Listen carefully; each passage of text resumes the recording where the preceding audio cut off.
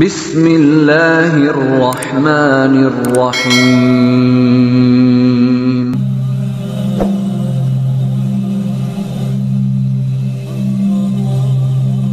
A'udzubillahi minasyaitonirrajim. Bismillahirrahmanirrahim.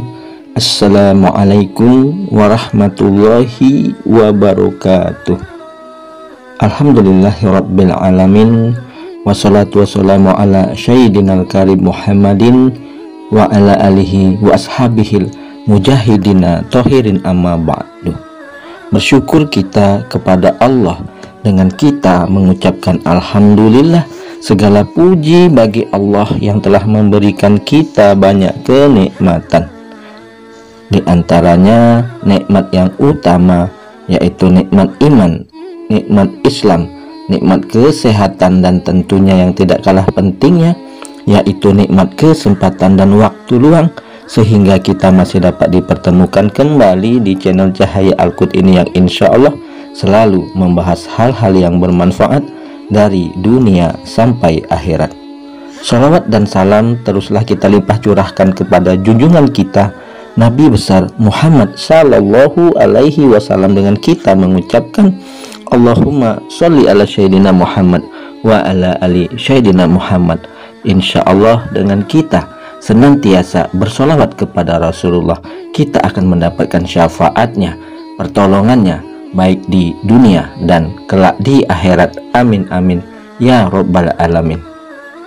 Saudara-saudariku, para pemirsa channel Cahaya Al-Qud dimanapun Anda sekalian berada, saya doakan insya Allah pada hari ini dan hari-hari seterusnya Anda semua selalu dalam keadaan sehat walafiat, selalu dalam keberkahan, selalu dalam limpahan rezeki yang berkepanjangan, selalu dalam lindungan Allah, selalu dalam kemuliaan dan kejayaan baik di dunia dan kelak di akhirat. Dan juga yang mungkin ada di antara saudara-saudariku yang saat ini sedang menghadapi suatu masalah, saya doakan insya Allah semua masalah-masalah yang Anda hadapi akan segera diangkat oleh Allah Subhanahu wa Ta'ala, diselesaikan oleh Allah Subhanahu wa Ta'ala, dan diberikan jalan keluar yang terbaik dari Allah Subhanahu wa Ta'ala. Amin amin ya rabbal alamin. Saudara-saudariku, para pemirsa channel Cahaya Al-Qud yang dimuliakan, yang dirahmati, diberkahi, dan tentunya dicintai oleh Allah Subhanahu wa Ta'ala. Pada perjumpaan kita kali ini, kita akan membahas mengenai indahnya hidup dengan tahajud, dan tidak ada ruginya jika sering sholat tahajud. Saudara-saudariku yang dimuliakan Allah, sesungguhnya sudah terbukti bahwa sholat tahajud memiliki keajaiban yang dahsyat jika dilakukan dengan istiqomah. Sebab sholat tahajud memiliki banyak sekali manfaat dan keutamaan. Sholat tahajud dianggap sebagai ibadah sholat sunnah yang paling istimewa. Telah disebutkan di dalam Al-Quran bahwa sholat tahajud dapat membuat orang yang mengamalkannya diangkat ke tempat yang terpuji di mata Allah Subhanahu wa Ta'ala.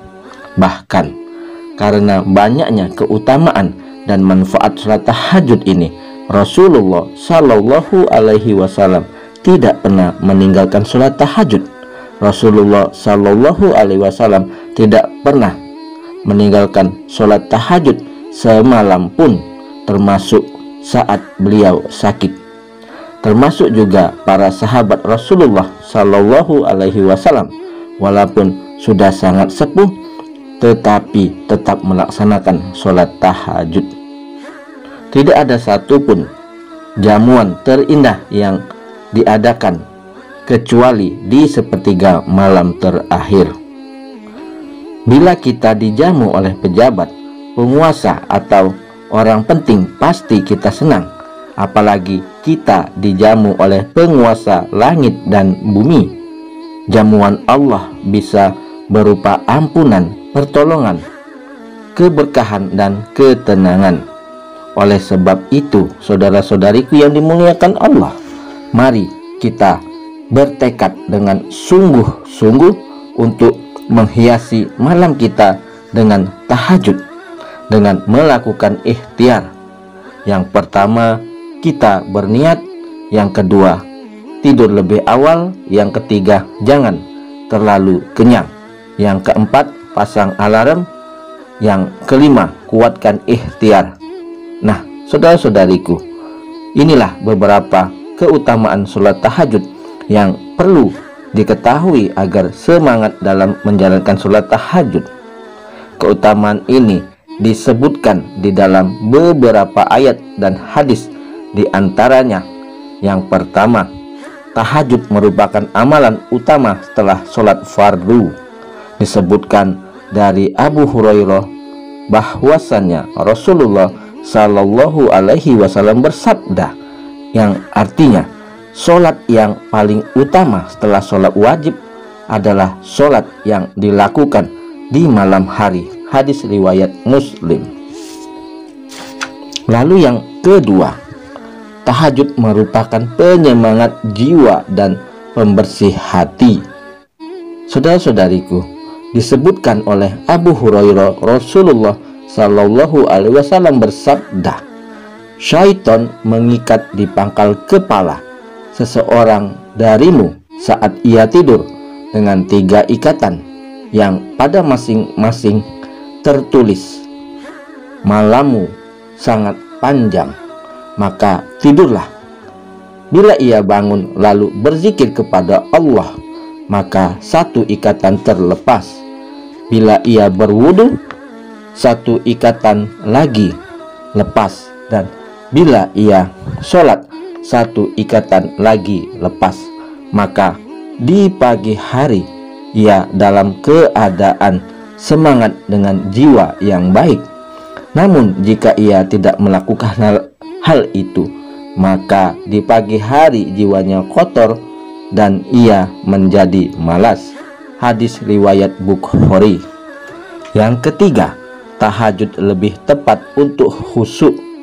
Allah menyebutkan di dalam firman-Nya, sesungguhnya bangun pada waktu malam adalah lebih tepat untuk khusyuk, dan bacaannya waktu itu lebih terkesan.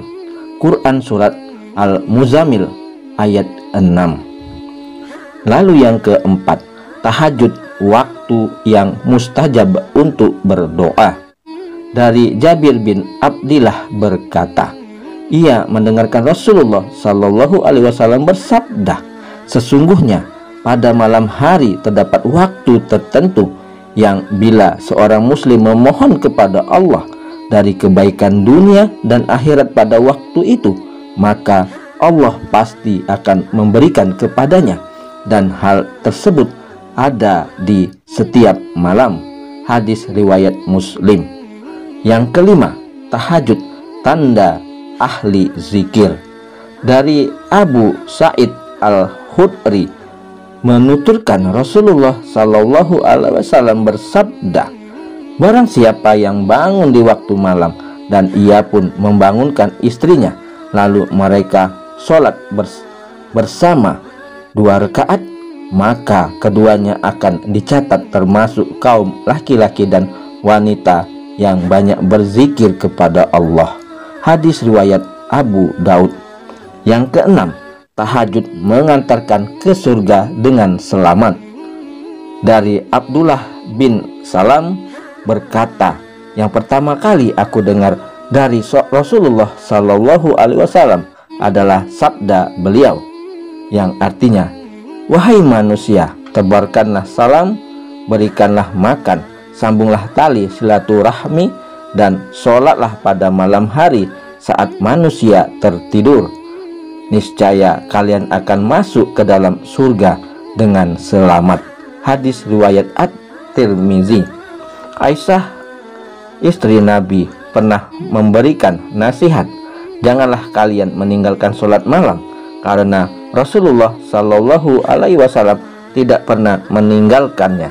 Jika beliau sakit atau lelah, beliau sholat dalam keadaan duduk. Lalu yang ketujuh, tahajud tanda kemuliaan seseorang.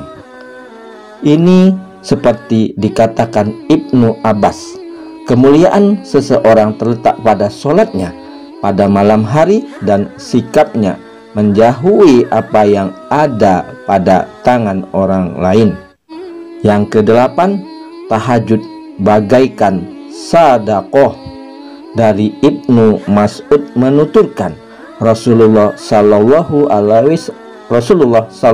Alaihi Wasallam bersabda, artinya keutamaan sholat malam atas sholat siang seperti keutamaan bersedekah secara sembunyi atas bersedekah secara terang-terangan. Hadis riwayat Abu Nuaim. Lalu yang kesembilan, dengan tahajud membawa rahmat.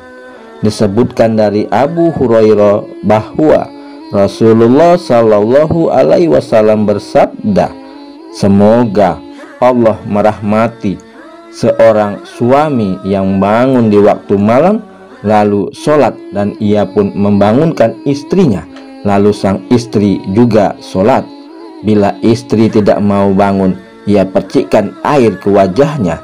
Semoga Allah merahmati seorang istri yang bangun di waktu malam lalu ia sholat, ia pun membangunkan suaminya.